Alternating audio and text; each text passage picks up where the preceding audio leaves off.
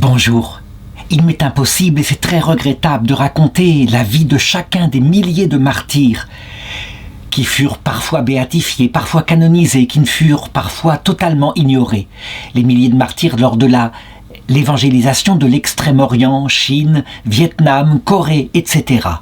J'aimerais bien le faire, comme je l'ai fait par exemple pour les religieuses sacramentines du couvent d'Orange. Et là, véritablement, je les ai racontées une par une, pour montrer que chacune d'elles était un trésor unique. D'ailleurs, c'est peut-être volontairement que le Seigneur a voulu que ces 22 religieuses soient ainsi canonisées. Tandis que là, pour l'histoire de Saint François Jacquard, missionnaire des missions étrangères de Paris au Vietnam, si je le raconte, si je l'ai choisi, c'est parce que il est véritablement dans une histoire spéciale. C'était un jeune garçon véritablement instable, un peu paresseux, qui ne travaillait pas beaucoup en classe. Et à partir du moment où il choisit de servir le Seigneur, il montra une totale stabilité. Une stabilité qui fut manifestée encore plus glorieusement par le fait que, arrivé au Vietnam, il fut vite arrêté et c'est un long chemin de croix fait de chaud et de froid, de libération, de mise en avant par l'empereur, puis de recondamnation, de flagellation, bref, des hauts et des bas. Quelque chose qu'aurait pu être un martyr psychologique intense, qu'aurait pu briser sa résistance, mais il tint jusqu'au bout.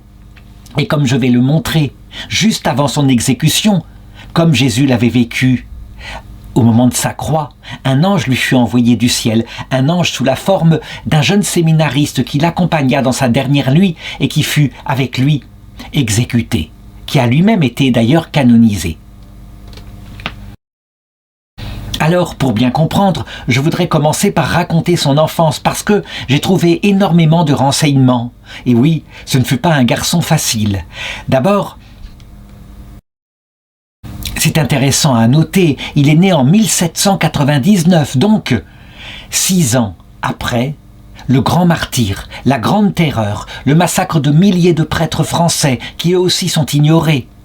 Et le sang des martyrs avait été incroyablement semence de chrétiens. C'est comme si l'arbre de la chrétienté en France, la fille aînée de l'Église, mais aussi dans tous les pays qui par la suite furent plus ou moins conquis ou attaqués par Napoléon Ier, c'est comme si tout d'un coup, ce feu ouvrait les fleurs et faisait mûrir les fruits, puisque le 19e siècle, qu'il allait inaugurer l'année suivante, le 19e siècle allait être celui d'un renouveau incroyable de la foi en France et de l'évangélisation du monde entier. Il naît dans le hameau de Sévillon, tout à fait à l'est de la France, presque à la frontière suisse. Ses parents sont d'une famille noble, mais d'une famille noble désargentée. Je veux dire par là qu'ils sont obligés de travailler laborieusement pour élever leurs enfants. Son père s'appelle Marin Jacquard de Sévillon et sa maman s'appelle Marie Monge de Mégevette, ce qui était évidemment avec une particule et très mal vu à cette époque. Leur foi était profonde et totale et ils avaient le souci de cet enfant qui leur posait problème. À un moment donné, n'arrivant pas tellement à le tenir, il est assez paresseux, il ne fiche pas grand-chose en classe, il n'est intéressé par rien. Ils finissent par décider de le mettre en pension dans un petit séminaire avec l'espoir secret que peut-être le Seigneur soufflerait sur son âme, que la grâce l'attirerait. Ah, on peut le dire, il y a eu de la prière pour leur enfant de la part de ses parents chrétiens. Il voulait que le baptême qu'il avait reçu, le baptême d'eau, finisse par toucher jusqu'à la racine de son cœur et pourquoi pas par un appel de Dieu. Ils le mettent donc contre sa volonté, il proteste, il dit qu'il fera une fugue, ils le mettent dans ce petit séminaire de Mélan. Et là, manifestement, par rapport aux autres enfants qui y sont rentrés volontairement, et pas seulement pour étudier, avec quelquefois vraiment l'idée de peut-être consacrer leur vie à Dieu. Il y a un appel à la vocation. Les petits séminaires à cette époque-là, lorsqu'ils sont recréés, ont comme but justement de faire grandir un terrain favorable ceux qui ont une vocation. Il n'y a pas que des vocations, il y a aussi les meilleurs élèves du district qui sont quelquefois envoyés par des curés qui viennent de se rétablir en France. Toujours est-il que là, évidemment, il dénote. Il est vite ridiculisé. Et d'ailleurs, il est tellement nul en classe parce qu'il ne fiche pas grand-chose que on le surnomme avec grand ricanement Jacquard tenant le drapeau rouge. Le drapeau rouge, c'est ceux qui, à la fin du trimestre, reçoivent leurs notes. Et lui, évidemment, il est le dernier de la classe. Est-ce qu'il est harcelé par ses camarades? Je ne dirais pas vraiment, c'est tout de même un milieu chrétien qui est bien tenu, mais il est en décalage, c'est clair, il ne se sent pas très bien, et effectivement il s'ennuie, il est déçu, il n'est pas apprécié, il finit par quitter le séminaire, il s'enfuit, il retourne auprès de sa famille. Ses parents sont un peu démunis, ne peuvent que l'accueillir, et bien sûr, son père le prend avec lui pour effectuer les travaux agricoles auxquels il se donne, pour gagner la vie de la famille. Et donc, là, il le met au travail, évidemment, et il continue de prier pour son âme. Donc, il se donne à ce dur labeur, et peut-être justement, là, la vie difficile qu'il a, mais aussi, ce n'est pas suffisant. Certainement, le travail de l'aiguillon. L'aiguillon, il faut que je raconte ce que c'est. C'est saint Paul qui en parle en premier. C'est cette attraction de Dieu. Attraction mystérieuse, dont on aura l'origine dans l'autre monde, qui quelquefois vient de la prière de ses ancêtres justement. Les ancêtres prient tellement l'Esprit Saint que l'Esprit Saint attire un cœur. Mais quelquefois, puisque du haut du ciel, les ancêtres sont chargés par les anges de nous conduire à la vie éternelle, quelquefois ils décident que cette attraction ne se fait pas. C'est mystérieux, mais ça veut dire que parfois, des enfants sont attirés brutalement par la grâce et d'autres pas. Souvent on a l'idée, ça vient d'eux, c'est leur culpabilité. On oublie que quelquefois c'est une décision du ciel. Ça paraît curieux mais c'est ainsi. Certains enfants, le ciel décide de les faire passer comme chemin vers la vie éternelle par le désert. Une vie mondaine, quelque chose qui paraît extérieurement détourné du Seigneur. Mais évidemment, c'est pour mieux les rattraper à un moment, et ça, nous le savons, nous, par le Concile Vatican II. À l'époque, on ne le savait pas. Les parents étaient donc fort inquiets. Et puis, bizarrement, on dirait que la grâce travaille, il se montre bon, vertueux, il demande à ses parents de le renvoyer au séminaire et il promet cette fois de faire des efforts, de ne plus jamais fuguer. Il le dit, cette fois je suis déterminé, je ferai de mon mieux, je ne reviendrai certainement plus. Là, il faudrait que je m'arrête. Ce n'est pas la première fois qu'on voit ainsi un retournement. Est-ce que c'est venu d'une grâce de Dieu invisible dans son cœur? Peut-être. Mais on a l'exemple de saint Maximilien Kolbe au XXe siècle, donc un siècle plus tard. Il mourra martyr à Auschwitz en 1942. Lui, à un moment donné, ayant fait des bêtises aussi, se comportant mal, sa mère s'était presque arraché les cheveux en disant « Mais qu'est-ce que nous ferons de toi ?» Et là, tout d'un coup, il avait eu une vision. La Vierge Marie, elle tenait 2 couronnes dans sa main, une rouge, une blanche. Et elle lui demandait de choisir. Et lui, bouleversé par cette vision, avait choisi les 2. Donc peut-être y a-t-il une grâce visible. C'est quelquefois le cas. Et on peut le dire, j'ai beaucoup d'exemples de cette façon-là. La grâce visible, parfois, transfigure une vie. Tout d'un coup, on prend conscience que le ciel, c'est pas seulement l'imagination des parents, c'est quelque chose de réel. Donc, je n'ai pas d'explication sur cela. Ce qui est sûr, c'est qu'il est réadmis au séminaire par les pères, qui sont effectivement généreux, parce qu'il a une bourse, manifestement, il est aidé. Donc, c'était un mauvais élève. Et là, cette fois, il va utiliser son temps, il se concentre à fond pour étudier, et ses résultats commencent à progresser. Les professeurs sont obligés de le constater. De plus, il se met à avoir une bonne vie morale, il assiste au sacrement. Manifestement, là, il devient un séminariste, un petit séminariste exemplaire et précieux. Et ce qui est étonnant, c'est qu'en 1819, il a 20 ans, il a terminé ses études secondaires et il demande, effectivement, à accéder au grand séminaire. 1819, nous sommes en pleine restauration, c'est le roi Louis XVIII qui est au pouvoir. Certains ont dit, mais c'est étonnant, c'est vrai, la restauration du roi, le frère de Louis XVI, s'est accompagnée d'une restauration de la foi. C'est un fait. Est-ce que ça venait du roi? Non, pas du tout.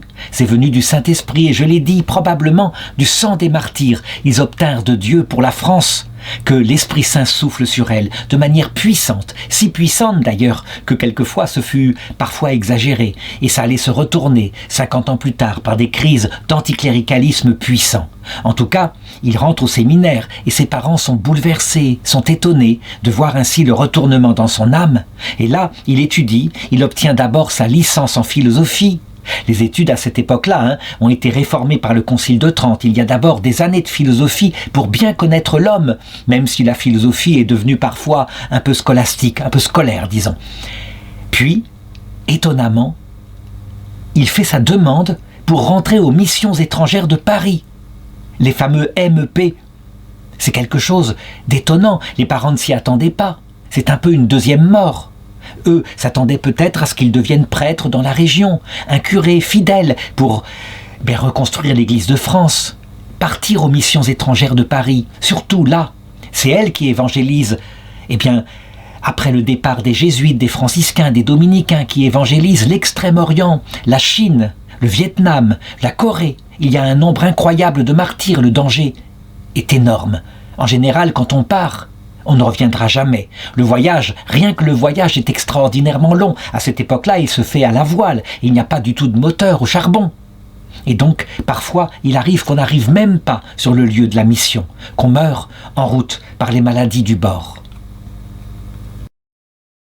À partir du XVIIIe siècle, les missions étrangères de Paris, fondées par des prêtres qui veulent annoncer l'évangile au monde entier, ont envoyé 4300 prêtres dans l'Extrême-Orient, je l'ai dit, en particulier au Vietnam, en Corée, en Chine, et 23 d'entre eux ont été canonisés. Un nombre incroyable est mort martyr, et tous étaient prêts à donner leur vie, ou pratiquement tous. Il y a eu forcément, ici et là, avec les arrestations, quelques apostasies, mais la fidélité de cette congrégation de prêtres séculiers consacrés aux missions extérieures est absolument remarquable. Pour le père François Jacquard, tout jeune prêtre des missions étrangères de Paris, le premier poste qu'on lui donne, c'est supérieur, poste de directeur du grand séminaire de la Société des missions. Ce qui veut dire qu'on a envers lui véritablement une grande admiration. Il est devenu quelqu'un sur qui on peut s'appuyer, quelqu'un, curieusement, de très doué au point de vue intellectuel. Il fait sa demande tout de même, il exprime humblement son désir de partir en mission en Asie. Il ne souhaite pas demeurer sur Paris, mais évidemment, il fera ce qu'on lui demandera. En général, ceux qui ont une bonne santé, ça finit par être accepté. Ceux qui ont une santé fragile, ils seront chargés plutôt justement de former les candidats qui arrivent ici, très nombreux, dans cette restauration. Finalement, on accepte. Il part le 10 juillet 1823. C'est un rituel absolument touchant qui lui est réservé, à savoir qu'on lui offre sa croix de missionnaire. Ses parents sont là, il a quelque temps pour leur dire adieu, comme s'il mourait, comme s'il partait pour l'autre monde. Ça se passe dans les larmes, dans la bénédiction du père, de la mère, et puis il va vers Bordeaux, afin de prendre le bateau pour s'embarquer pour sa nouvelle patrie. Un voyage extraordinairement long, En l'occurrence, là, le voyage va durer plus d'1 an. Là encore, dans les documents que j'ai eus sur sa vie, je n'ai pas trouvé ce qu'il a fait sur le bateau, avec les temps d'ennui, mais très probablement, il y avait ici des livres et puis des lettres de missionnaires qui étaient recopiées. Il commençait à se familiariser avec la langue qu'il devrait employer. La langue du Vietnam, c'est tout à fait différent de la langue de la Chine. Il y a d'ailleurs énormément de langues. Toujours est-il que, après 1 an et demi de voyage, le 25 novembre 1824, il arrive à Macao, puis depuis le port de Macao, il continue jusqu'en février 1826 sur le sol vietnamien. Il y arrive enfin. Et donc il reçoit l'ordre de la part du vicaire apostolique, c'est-à-dire celui qui fait fonction d'évêque dans cette région, de se rendre dans la région de Dang Trong. Il est accueilli évidemment par des missionnaires expérimentés qui lui expliquent la situation au Vietnam, à savoir que la persécution reprend de temps en temps, selon l'humeur du roi. Quelquefois elle se calme, mais il y a une grande méfiance qui d'ailleurs est partie à partir de la Chine, qui s'est répandue dans d'autres satellites de la Chine, comme la Corée. une grande méfiance par rapport à ces étrangers, qu'on considère d'abord comme un risque d'invasion. Et en effet, il y a des marchands depuis plusieurs siècles, des marchands occidentaux, et puis il y a les armes occidentales qui sont terribles, presque imbattables. Or, les marchands, eux, ne visent pas du tout l'évangélisation, mais ils visent à faire du commerce par tous les moyens possibles. Les missionnaires, quelquefois, sont mêlés aux marchands et sont pris comme étant avec eux, comme participant au complot. L'idée étant probablement, ou la peur de ces pays, que des armées occidentales soient envoyées à un moment donné, que la 5e colonne, faite parmi des catholiques vietnamiens, puisse aider à la prise de pouvoir. Bref, il se mêle véritablement à la fois une haine, un danger, une peur politique, mais aussi une méfiance par rapport à cette religion qui est tout de même une culture étrangère. On tient à sa culture, hein. C'est le cas de tous les peuples. On est avec ceux qui nous ressemblent. Au Vietnam, la religion, on peut le dire, c'est tout de même fondamentalement le bouddhisme, qui est un autre monde. Un monde où il n'y a pas de Dieu personnel, où il y a la réincarnation, des choses comme ça. Il y a aussi, évidemment, des vieilles traces de l'animisme ancien qui datent de bien plus longtemps.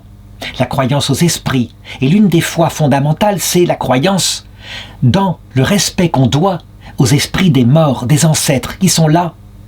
On doit les respecter. Or, il y a chez les missionnaires occidentaux une vraie polémique qui dure depuis plusieurs siècles, à savoir, est-ce que le culte des morts est un paganisme qui doit être évacué, c'est ce que pensent les dominicains, ou est-ce que c'est quelque chose qui peut être intégré à la foi catholique avec quelques modifications, et c'est ce que pensent les jésuites. Le conflit a abouti à quelque chose de grave en Chine, où les missionnaires ont tout simplement été bannis. On ne respectait pas, disait l'empereur, les croyances de notre pays. La chose s'était produite aussi en Corée. Et au Vietnam, eh bien, la méfiance est un peu là, tout en voyant qu'il y a un empereur, ou plutôt un roi, qui quelque part s'intéresse à l'Occident. En tout cas, on lui conseille de quitter sa soutane, de s'habiller en vietnamien, de changer de nom, et à partir de là, il s'appelle le père Phan. Je l'ai dit, dans cet Extrême-Orient, il y a des civilisations très anciennes, qui sont, je dirais, beaucoup plus sophistiquées que celles de l'Empire romain. À l'époque de la première évangélisation, donc des anciens martyrs, les Romains étaient païens et ils profitaient des jeux du cirque. Ici, le bouddhisme, au contraire, a abouti à une sorte de pacification des mœurs. Et puis, il y a le confucianisme qui fait qu'il y a un respect pour les supérieurs.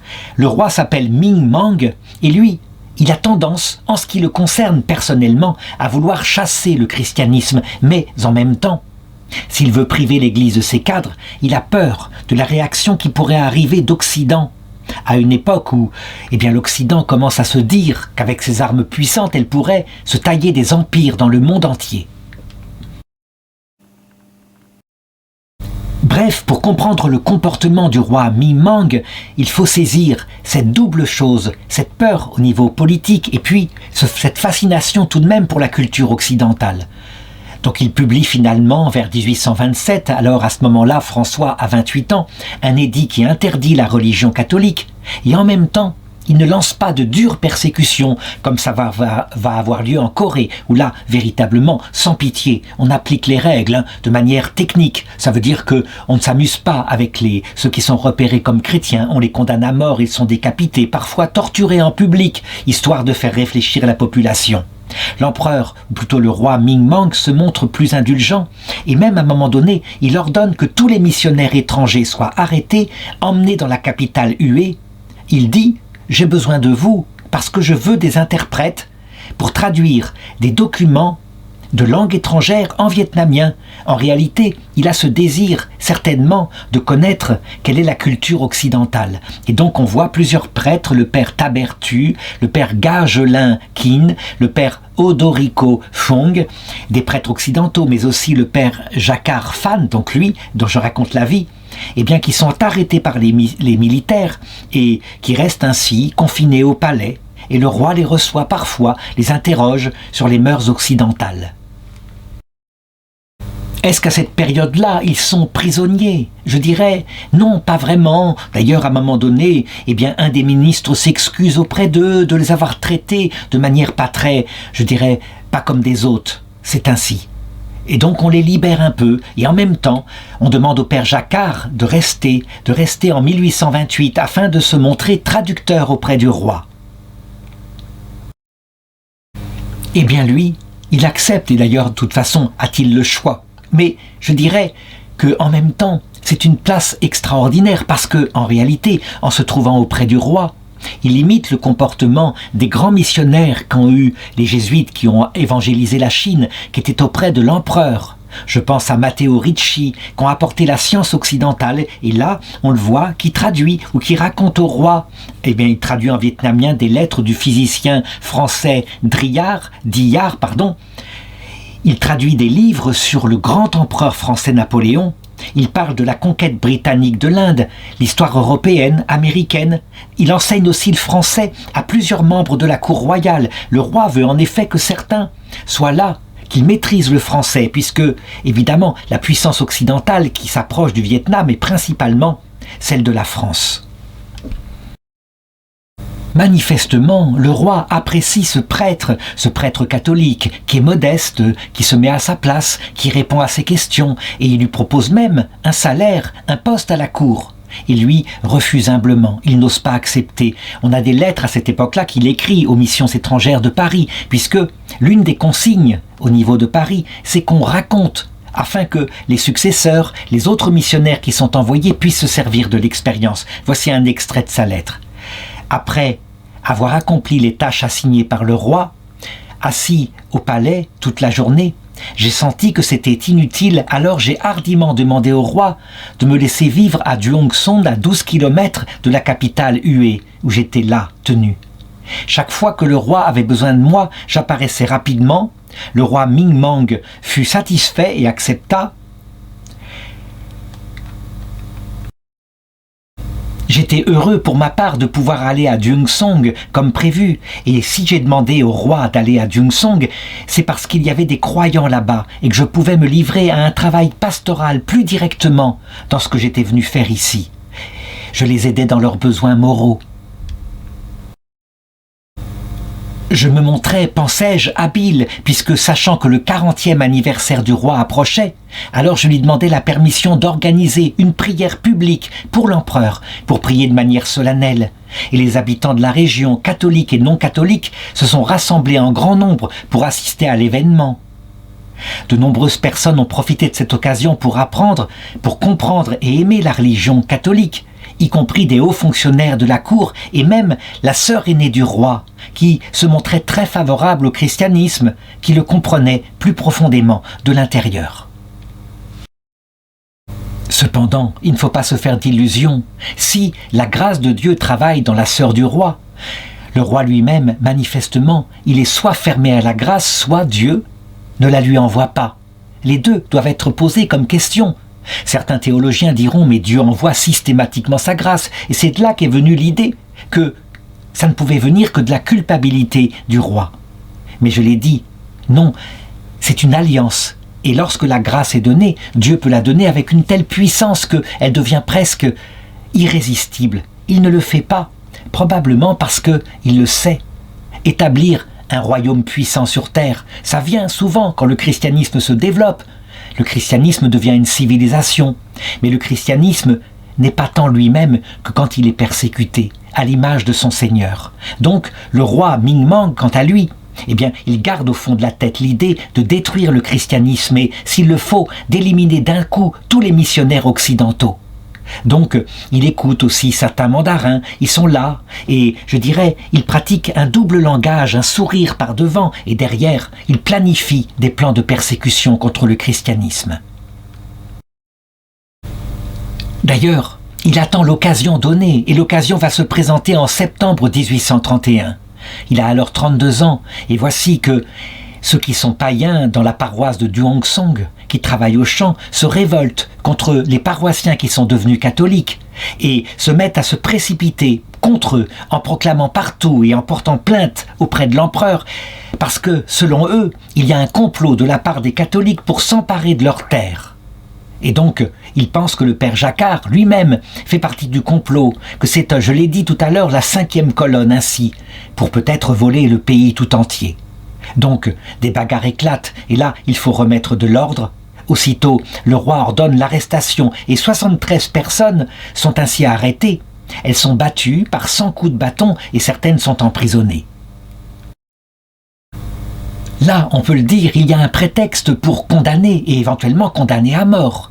Le chef du village est exilé, et le père Jacquart, ainsi que le chef du village, sont condamnés à mort. Mais, je l'ai dit, ce n'est pas si facile pour le roi. Eh bien, il y a le danger d'une expédition punitive des Français. Bref, à un moment donné, eh bien, peut-être par intervention de la sœur du roi, la peine est changée en un exil définitif. Ou alors, à un moment donné, eh bien, il change d'avis encore une fois et il décide de ramener le missionnaire, le père François Jacquart, dans son palais royal, et là, de le réassigner à la tâche de traduction des livres et des lettres pour le roi. On le voit donc, ce roi est à la fois faible, à la fois fort, les deux à la fois. Il agit parfois sur des coups de tête, il se calme quand il va trop loin. Bref, on le voit, maintenant qu'il a pu rapprocher le missionnaire de chez lui, alors, quelquefois, il le reçoit fort aimablement, il lui demande de raconter des histoires, de lui expliquer même des histoires et des images de l'Ancien et du Nouveau Testament. Et ça ravit tout à fait le père François Jacquart, qui est véritablement dans sa mission. Il est heureux, il a l'impression d'évangéliser le roi. En réalité, le roi se renseigne intellectuellement, mais la grâce ne touche pas du tout son cœur. Et c'est à ce moment-là que le père François, prenant un peu d'assurance par le bon visage que lui fait le roi, va faire une erreur de psychologie évidemment. Eh bien, il se lance, il ose lui envoyer un livre de catéchisme, en lui expliquant que ce livre qu'il a traduit lui-même contient tout l'enseignement de la foi catholique.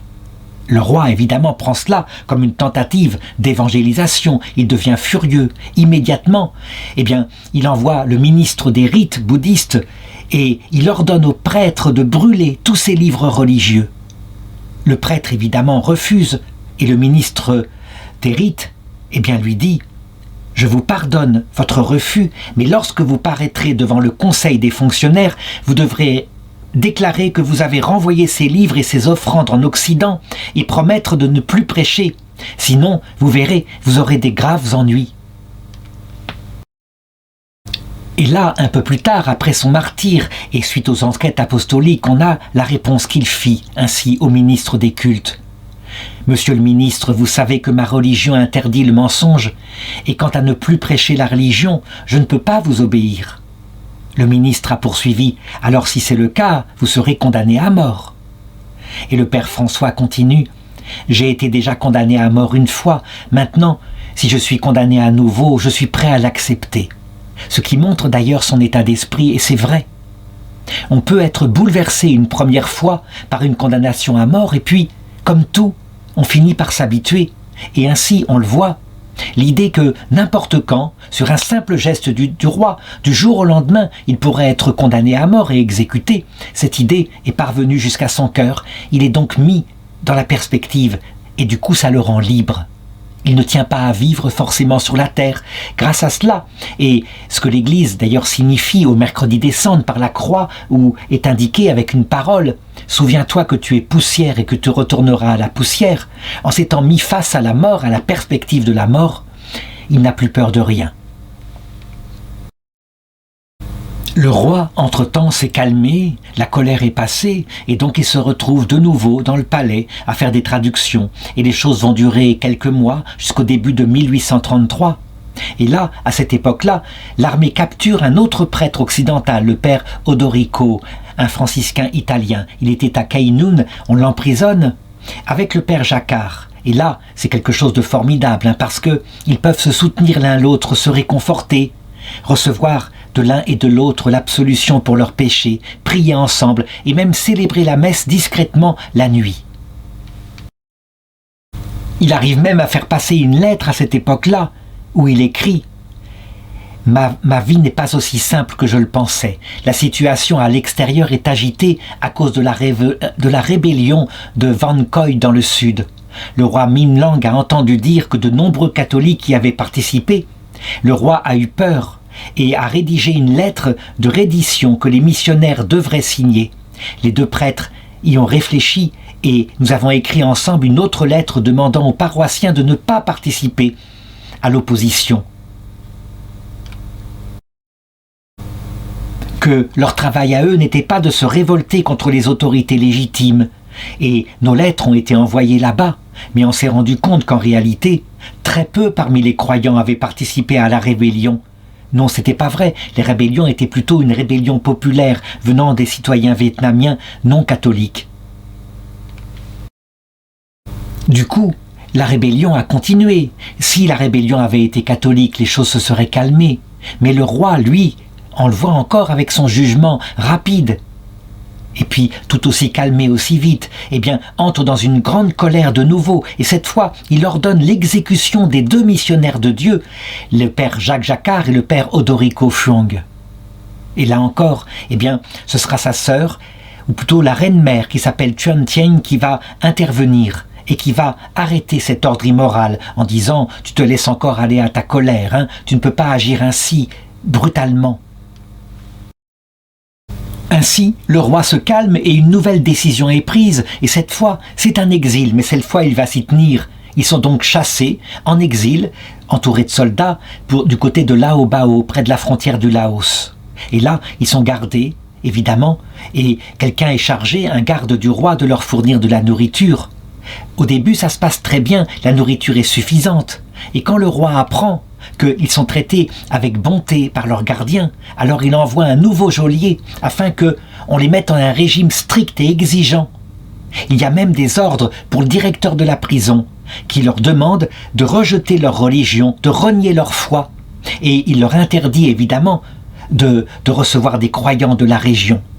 Ils sont emprisonnés chacun dans une petite hutte. Donc là, à partir de cette période-là, la vie devient très difficile. Ils arrivent à compléter un peu leur régime en cueillant quelques fruits, des herbes sauvages, des choses qui sont là autour de leur hutte, mais ça ne va pas beaucoup plus loin. Le père François est très discret dans ses lettres, mais on voit bien, par les récits qu'il fait, qu'en réalité ils ont vécu une véritable misère. En effet, en 1834, le 25 mai, son confrère, le père Odorico Phuong, meurt de misère, meurt absolument maigre. Il a attrapé la malaria, la dysenterie. Et lui-même, François, a attrapé ces maladies. Mais lui, il survit miraculeusement, et peut-être parce que des chrétiens du secteur ont réussi peut-être à lui envoyer quelques nourritures pour compléter le régime qu'il subissait. Son état physique est donc misérable, je l'ai dit, c'est un véritable martyr. Comme on est loin du jeune homme, fragile et un peu paresseux, comme il est stable dans sa foi. On n'imagine pas ce que ça peut être le martyr goutte à goutte comme celui qu'il subit. D'ailleurs, encore une fois, retour de balancier, 1835, le roi Ming-Mang change une fois de plus d'avis et décide de rapatrier le père François Jacquard, pour enseigner le français à plusieurs jeunes hommes sélectionnés par le roi. Il a besoin de traducteurs, de gens qui connaissent la langue française. Il leur demande aussi d'enseigner la géographie, l'histoire de l'Europe et de l'Amérique à ces jeunes hommes qui seront préparés à être ainsi des ministres pour les rapports avec la France. Il est donc ramené de cette façon-là et il suit le destin là où Dieu le met. Il obéit. Il le dira d'ailleurs à un moment donné dans une de ses lettres. Je veux prouver qu'il faut utiliser tout ce qui arrive, le bien aussi comme le mal, pour vaincre le mal. Et là, il va rester 3 années en détention à Cam Lo. Et les autorités, évidemment, le traitent avec une meilleure clémence. Il a de la meilleure nourriture, il reprend un peu sa santé et en plus il peut célébrer de nouveau la messe en secret et prier. Parce que la force lui vient évidemment du Seigneur. Dans toute cette affaire, il faut bien considérer qu'il n'est plus du tout avec des confrères, il est isolé dans un pays étranger, seul, avec comme seul appui les habitants du ciel, les saints et les anges. C'est ainsi. Et sa ferveur est intacte dans les lettres que parfois il arrive à passer discrètement. On voit par exemple cette citation. « Je n'ai pas cessé et je ne cesserai jamais de prêcher dès que je le pourrai. » Il reste missionnaire dans l'âme, c'est absolument extraordinaire. Il est tellement plus facile d'être arrêté d'un seul coup, d'être exécuté, de faire son martyr, éventuellement décapité, avec un souffle d'air sur le cou. C'est ainsi. Lui, non, ce n'est pas ça qu'il vit. Les années passent, arrive l'année 1838. Il a donc 39 ans. Tout d'un coup, par un basculement, le roi reprend un peu la persécution. Et là, un des prêtres, le père Kandal Kim, qui est le directeur du séminaire où les jeunes sont enseignés, eh bien il s'échappe, il s'enfuit, il réussit à passer à l'étranger. Quand le roi apprend cela, évidemment, il pense que le père Jacquard était forcément informé de ce projet de fuite et donc qu'il l'a couvert. Donc du coup, il ordonne son arrestation, son enchaînement avec des entraves aux mains et aux pieds, son interrogatoire, puis son escorte jusqu'à la province de Quang Tri. Cette fois, on le voit encore une fois à cause de l'humeur du roi et puis de certains notables qui sont d'accord avec lui. Cette fois, il entre dans la dernière phase de son chemin de croix. Le gouverneur de la province de Quang Tri, qui veut faire du zèle, un peu comme un gouverneur romain à la grande époque, eh bien, il décide qu'il soit flagellé. Évidemment, de manière adaptée, flagellé non pas avec des coups qui l'auraient tué, mais de 9h à 12h, donc durant 3 heures, avec de nombreux fouets, et la chair et son sang sortent de son corps. Ses vêtements sont trempés de sang. Le gouverneur essaye de forcer le prêtre à changer de religion, mais lui, il répond fermement « Vous savez, gouverneur, ma religion ne vient pas du roi. Je ne suis donc pas obligé d'abandonner ma religion selon la volonté du roi. » Manifestement, cette réponse courageuse ne plaît pas au gouverneur qui pensait peut-être triompher auprès de l'empereur en disant « Ça y est, j'ai obtenu son apostasie, il a pris la religion du pays ». Mais ce n'est pas le cas, et donc il se promet manifestement de l'obtenir par des souffrances en prenant le temps, et donc il est rejeté en prison. Il a une cangue, c'est-à-dire une espèce d'échelle où ses mains et sa tête sont attachées, et il reste ainsi dans la solitude. Quelques jours plus tard, de vraies tortures beaucoup plus sévères vont lui être appliquées. Et voilà comment ça se passe. On se croirait vraiment à l'époque de l'Empire romain, où on croyait que les choses avaient été exagérées, mais là, c'est tout à fait contemporain. Je veux dire, rien n'est inventé. On ordonne que des pinces de fer chauffées au rouge lui serrent les cuisses, donc la peau des cuisses, pour ne pas le tuer. Mais c'est suffisamment douloureux. La poitrine, les joues, et il y a des brûlures qui provoquent une montée de fumée. C'est une grande douleur. Il tient bon, il persévère dans sa foi. Il n'est pas question pour lui d'abandonner sa foi. Donc, voyant qu'il ne cède pas, le gouverneur ordonne aux soldats de le ramener dans sa prison. On peut évidemment imaginer ce qui se passait dans son âme, les grandes souffrances, les moments de désespoir. Ça ne peut pas être autrement, les passages par des hauts et des bas, même si, à force d'avoir ainsi longtemps souffert, eh bien, il arrive que la paix intérieure se fasse un peu comme une eau calme, que rien ne vient plus troubler. Mais le Seigneur qui connaissait son âme et qui probablement lui-même se retirait à son âme, comme on le voit dans le cas de Sainte Jeanne d'Arc, où ses voix pendant 6 mois ne lui sont pas apparues. La raison en est, ce n'est pas un sadisme du Seigneur, c'est parce que, de cette manière-là, son âme est préparée à la vie éternelle, avec toujours à la clé qu'on ne peut pas voir Dieu sans mourir à soi-même. C'est impossible. C'est la clé d'ailleurs de toute cette action de Dieu, ce silence étrange, les abandons apparents. Mais manifestement, parce que ça va trop loin, du ciel, on obtient qu'une visite lui soit donnée. J'ai parlé tout à l'heure d'un ange, c'est la personne d'un séminariste, le jeune Thomas Tran Van Tien. Lui aussi est dans la même attitude que le père. Il n'est pas question qu'il apostasie sa foi. Il a donc été arrêté et jeté en prison. Ils se retrouvent donc à 2 et c'est un support formidable. On va les voir souvent, ensemble, le père et le fils, qui prient ensemble, qui se réconfortent, qui s'encouragent. Et comment s'encouragent-ils? Ils parlent de la vie éternelle, de la Vierge Marie, de l'idée que si on les condamne à mort demain, alors après-demain, ils verront la Vierge Marie leur apparaître. Et ça se passe dans la joie, dans les larmes. C'est un réconfort formidable. Oui, la pensée de la vie après la mort, parce que c'est une vie, pas de la mort. La mort, c'est sinistre, c'est un passage mauvais, mais la vie après la mort est source de jeunesse, de joie, et rend les martyrs chrétiens invincibles. Comme toujours avec le roi Ming Mang, les choses arrivent brutalement et, du haut de son pouvoir discrétionnaire, soudainement, le 20 septembre 1838, ils apprennent que tous les deux sont maintenant condamnés à mort. Tous les deux devront être décapités dès que possible. C'est une lettre qui est signée du 17 septembre 1838 qui a été envoyée au gouverneur de la province de Quang Tri pour accord à l'exécution. Ils vont rester quelques jours ici en prison, un peu comme en préparation pour la vie éternelle. Et le 21 septembre à 10 heures du matin, les mandarins et 50 soldats, avec gongs et tambours, viennent les chercher à la prison. Ils marchent en les entourant de 2 rangées pour les escorter. Et le gouverneur a prévu une exécution solennelle pour montrer au peuple vietnamien que la conversion au christianisme, la religion de ces barbares occidentaux, est absolument interdite. On a le récit très exact de leur martyre. Ils arrivent là sur le lieu d'exécution et il y a un repas qui est servi et le mandarin leur propose de manger leur dernier repas.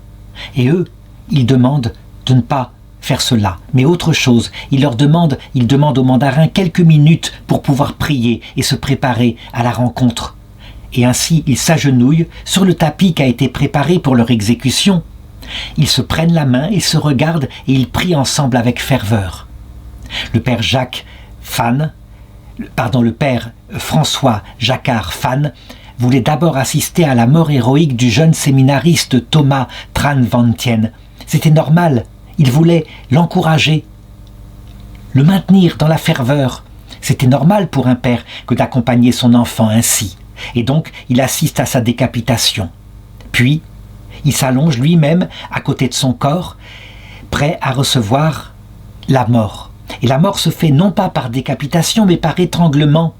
On passe autour de son cou une corde, et de chaque côté, il y a 4 hommes, et au signal donné par le gong, alors, les bourreaux, qui sont donc 8, tirent la corde, et ils l'étranglent, et jusqu'à ce qu'il cesse de respirer. Évidemment, avec le sang qui arrête de circuler immédiatement, l'évanouissement est très rapide, quelques instants, et c'est ainsi qu'il meurt et qu'il part pour le ciel.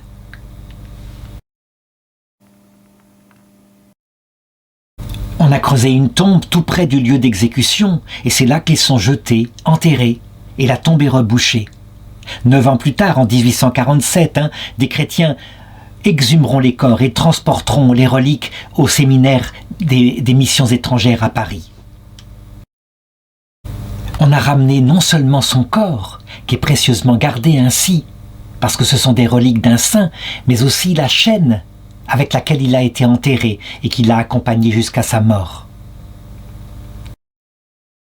Il est possible de se recueillir auprès de ces reliques au séminaire de la rue du Bac à Paris, dans la salle des martyrs, qui a été transformée en musée pour témoigner de cette époque héroïque où tant de saints apportèrent l'évangile à des peuples et puis montèrent au ciel. La nouvelle de son martyre et du martyre des autres missionnaires parvient en France, et donc, dès 1840, le pape Grégoire XVI ouvre le procès en béatification et donc le déclare vénérable, sans qu'il y ait besoin de plus. L'enquête est faite, le récit de son martyre est raconté, de sa fidélité, et donc évidemment, le procès aboutit. En 1900, le pape Léon XIII le déclare bienheureux. Ça veut dire que son culte est admis pour la région où il a vécu, pour les missions étrangères de Paris, donc un culte encore restreint. Et ce sera 88 ans plus tard, le 19 juin 1988, que le pape Jean-Paul II veut le canoniser avec 116 autres martyrs du Vietnam. L'inconvénient, c'est qu'ils sont si nombreux que du coup, parfois, ils se dissolvent les uns avec les autres. Voilà pourquoi je raconte quelques cas tirés parmi d'autres, mais avec les renseignements que j'ai et que je n'en ai pas, je ne raconte pas. Donc, il est maintenant vénéré par l'Église universelle à titre de saint et d'intercesseur.